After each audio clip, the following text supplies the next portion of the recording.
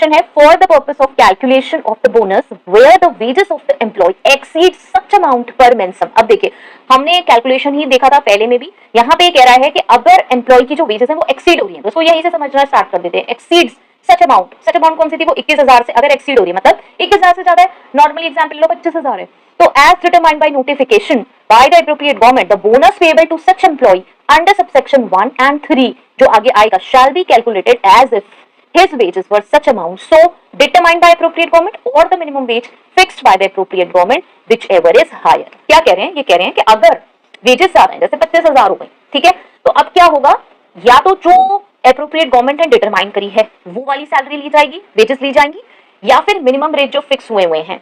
वो, उन दोनों में से जो हायर होगी उस पे हम बोनस कैलकुलेट करेंगे, उसकी एक्चुअल सैलरी पे नहीं कैलकुलेट होगा, एक्चुअल वेजेस पे सॉरी कैलकुलेट नहीं होगा।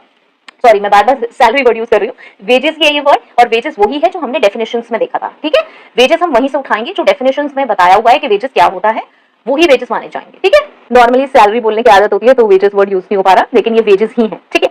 चलिए तो की पॉइंट्स देख लेते हैं।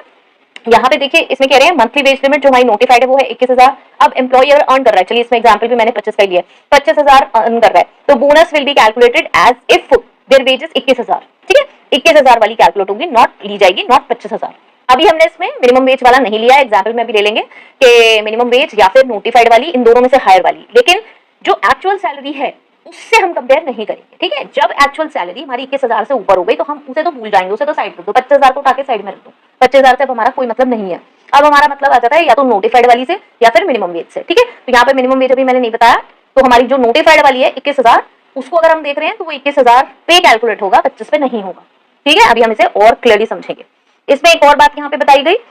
वही वाली कि मिनिमम वेज अगर हायर है 21,000 से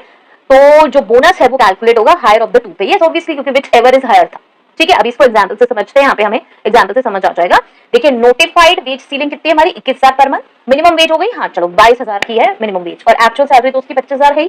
ठीक है। तो अब क्या करना है, even though employ earns 25,000 earn करता है, लेकिन बोनस किस पे कैलकुलेट होगा, विच एवर इज हायर, कौन सी whichever is higher, notified वाली और मिनिमम वेज, इन दोनों में से कौन सी हायर है, 22,000, ठीक है, वो because the minimum wage is higher than the notified ceiling, ठीक है, विच एवर इज हायर। अगर आपको यहाँ पे कहीं पे भी कुछ भी समझ नहीं आ रहा है, मेरी रिक्वेस्ट है प्लीज जाइए दोबारा से सेक्शंस पढ़िए, नोट करके देखिए, खुद से कंपैरिजन करिए, ये तब समझ आएगा। अगर आप डायरेक्ट कमेंट सेक्शन में लिख दोगे हम कुछ समझ नहीं आया दोबारा से बता दो, तो मैं दोबारा से भी यही और अच्छे से ही एक्सप्लेन करने वाली हूँ, यही मैं दोबारा से बताऊंगी, तो इट्स बेटर कि आप इसको दोबारा से ही सुने।